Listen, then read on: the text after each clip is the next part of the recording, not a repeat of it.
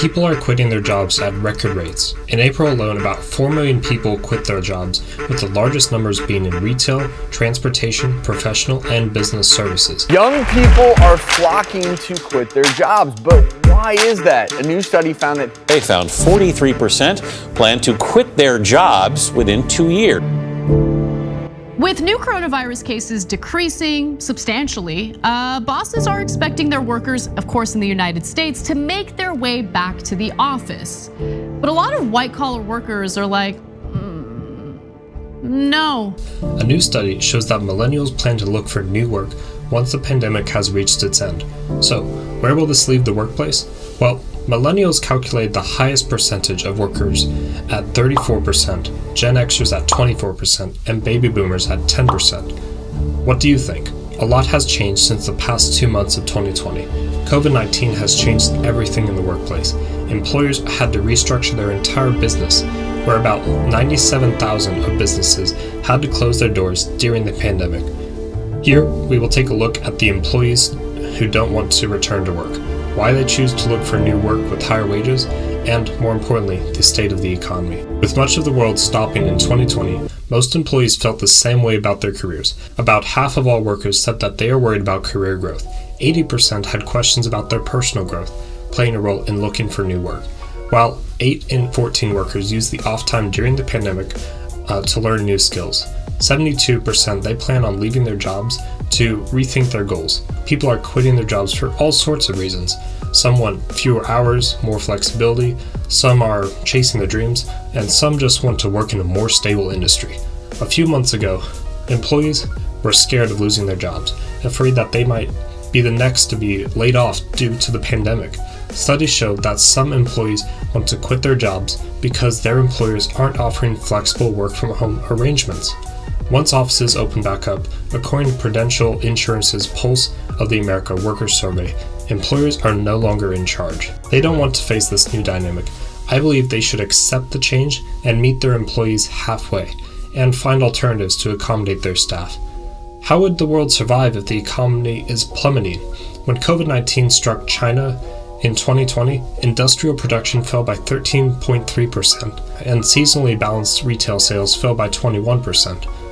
Well, over the past year, researchers have been asking survey questions about how the pandemic affected Americans and the workforce.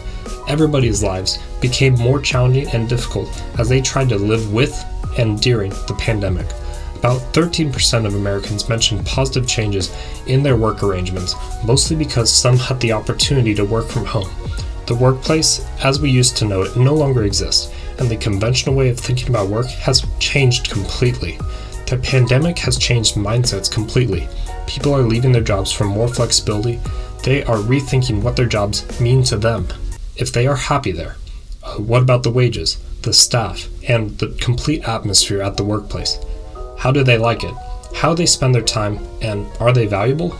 This is all leading to a substantial growth in resignations. Due to the pandemic, the US suffered the worst recession in history, and millions are still jobless. The retail industry is taking a huge blow, with nearly 650,000 workers quitting their jobs in that sector. The reason most gave was because of low wages, the risk of getting COVID-19 from customers, and just harassment from customers. They feel that their lives are worth more than just a dead-end job. Workers have the power now in the choices they want to make and where they want to work. If they are not happy with the current situation, they will just resign and find something else. The Great Resignation is upon us. Resignation rates are increasing. Labor and workplace specialists have predicted a post-resignation boom. This year, a new data analytics company in the workplace confirms that the Great Resignation is real and will happen sooner than originally thought. Workers who quit their jobs don't necessarily mean that they are getting better jobs or making more money. Key wage measures are not growing strong enough, according to senior economist and director of the policy at the Economic Policy Institute, Haley Sherholz. Some workers are just not looking for more money. This is not always the case though. Some are looking for jobs that have better working conditions. Employees are sometimes looking for work where they don't have to deal with difficult customers, like work in the construction industry or warehouses. But according to some employers, it will take more than just the fluctuations of a post-pandemic job market to give workers meaningful power in the hospitality sector retail, or elsewhere. But even before the pandemic, the retail industry wasn't a good industry to work in.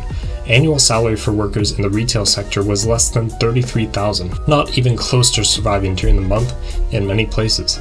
Some feel very strongly and feel the retail industry is inhumane because it has lower pay than the cost of living or surviving, scarce benefits, unpredictable shifts, and long hours, which all prevent the workers from enjoying their life, and they're afraid. These jobs become especially dangerous during the pandemic. At least 156 plus grocery store workers have died of COVID-19, and more or less 35,000 have been infected or exposed. These numbers are higher all over the world. There are workers quitting their jobs to look for other jobs who offer a signing bonus. Recently, Amazon offered a signing bonus of a whopping $1,000. The amount of money can make a big difference for someone working for a low wage. The pandemic gave a lot of time to think for individuals. Some find it easier to work as a freelancer from home where they can spend time with their family. Kids have started to learn online, which doesn't work well for a lot of reasons, but for tech workers, everything became much more convenient. Time to think if I'm living to work or I'm working to live. The pandemic showed most that they could survive for 6 months to a year working from home, and, well, they survived.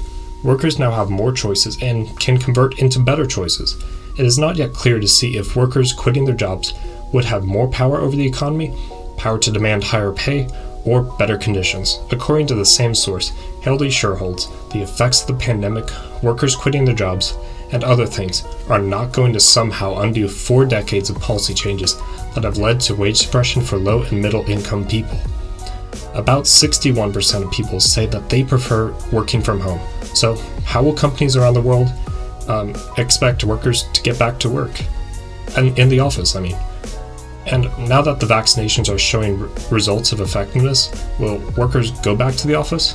The pandemic transformed millions into virtual workers, with 2 million Americans having become freelancers in the past 12 months. Part of this move is predictable also. When the economy is unsteady and the future uncertain, employers are hesitant to hire permanent workers. But we need to look between the lines. That is something brewing in companies around the world? Tools such as Skype and Zoom have become very popular during the pandemic and created more flexibility in the workplace and at school. Desk jobs can now be done anywhere, anytime, by any person capable of doing it with a laptop or even a smartphone. Such jobs don't see workers building personal connections with their bosses, and now companies are starting to think that they don't need full-time workers anymore. Companies may come to terms with the fact that they can save money with people working from home. And when you think about it, they don't have to buy an office for people working from home. They can have somebody working from Canada for who knows. According to surveys, many say that these so-called white-collar jobs will now be done by freelancers, and this could be a permanent decision. The freelance economy was huge before the pandemic, and it is growing to extensive measures. A study done by Upwork claims that 61% of COVID-19 freelancers say no amount of money could convince them to take traditional jobs. However, this is Upwork we're talking about, so they might be a little bit biased. They are going to relearn how to socialize and work at the office again, maybe. Employers will face workers who will say when and where they want to work, and they would just have to listen. It's up to the employee. More than 56% of 20 to 39-year-olds plan to work from home post-COVID-19 compared to 44% who don't plan to work from home. While this means that many will return to the office, we can expect that hybrid work schedules will be part of the generation of workers. The impulse to work from home and have the ability to work from anywhere is strong. Meanwhile, some people, even millennials, might prefer to go back to the office. However, they still appreciate having in-person interactions with their colleagues, but most would want to have the choice to work from home when they want to and need to, like after they have a kid. With all that said, the pandemic came and made changes in the entire world, and we will have to adjust.